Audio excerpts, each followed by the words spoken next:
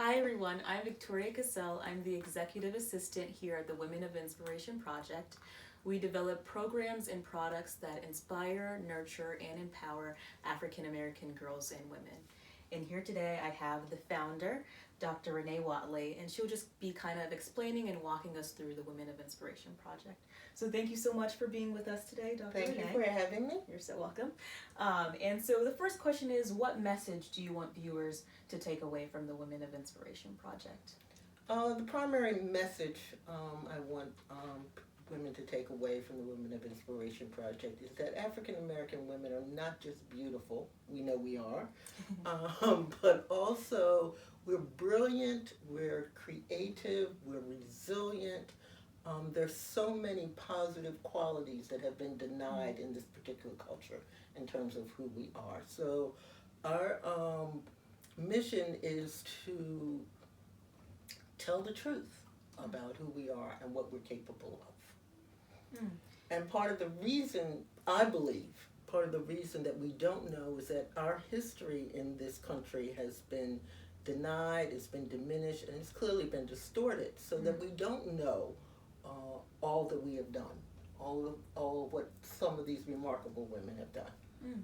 And can you tell us a little bit how our history has been distorted? I mean, some of the most glaring examples have to do with simply not knowing, not knowing about these women, not knowing what they went through, just the whole thing of not knowing that they're not put forward, and if they are, they're brought forward in very limited ways. For example, Harriet Tubman, who we all know, or we think we know, was a conductor of the Underground Railroad when in actuality she was an abductor. A conductor takes you from one place to the other. She took you all the way through, which made her an abductor as opposed to a conductor.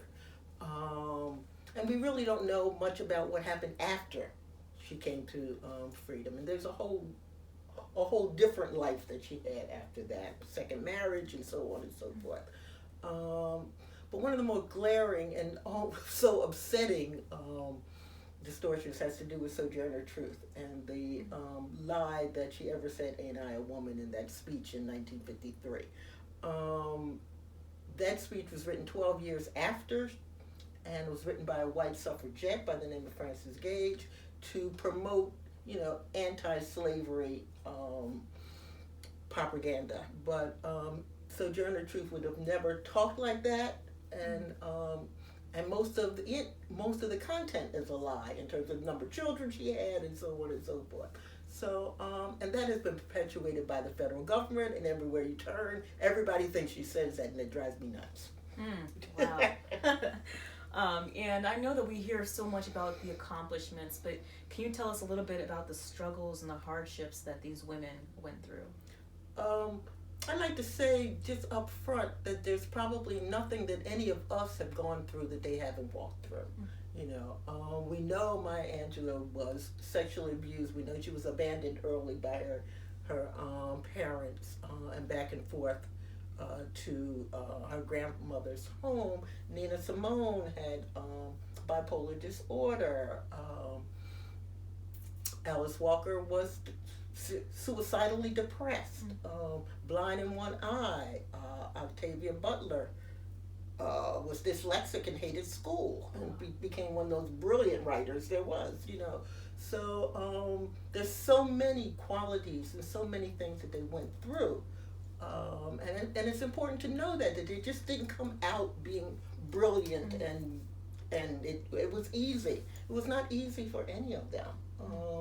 So we have a section on the website that says Meet the Women that tells about their stories, that if you're interested in any one or some of them, take a look at, because I think it's important for us to know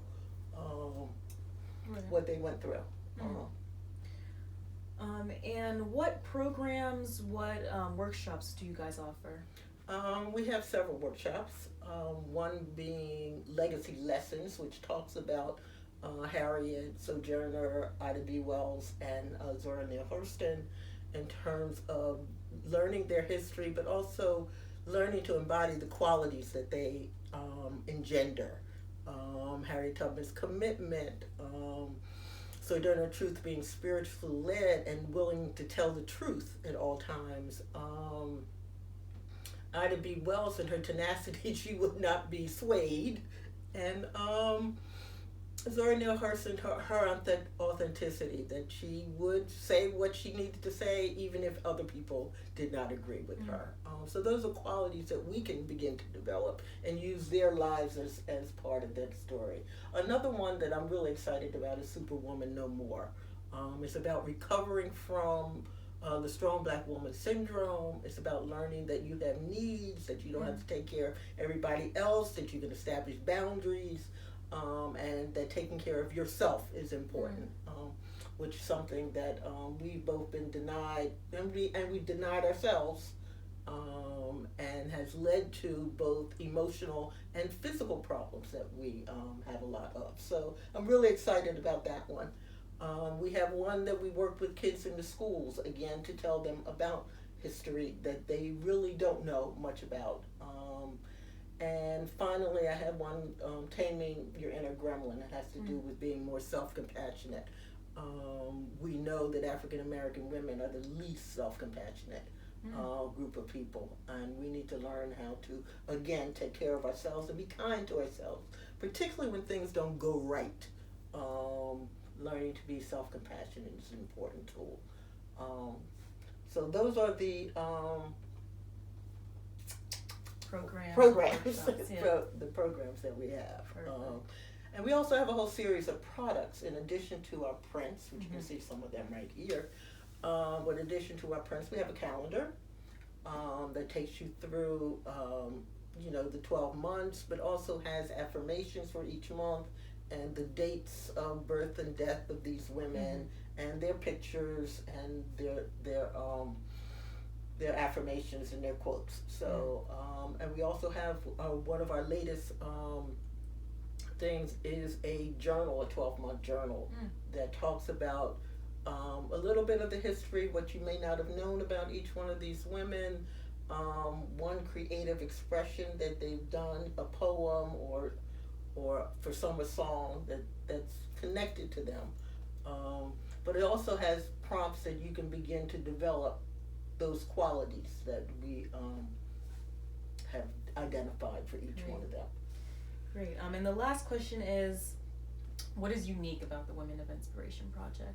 There's no place else in the world that is as committed to telling the truth, telling the untold stories, and really believes that you empower through education. Nowhere else will you find these remarkable portraits that have been done by Custom Art Studios, Keisha Watley, my daughter, who has this gift of making people come alive, so that you can really feel the energy of these women through these portraits. And nowhere else will you find these inspirational quotes on portraits. So I think it's unique in many, many ways. And our ultimate goal, I think, if I can say it out loud, is that we learn to become women of inspiration to each other. Wow. That was powerful. Well, thank you so much. It was a pleasure having you. Thank you for thank sharing. Thank you so much for asking me these questions to get me to think about what this project is all about. Well, thank you for sharing.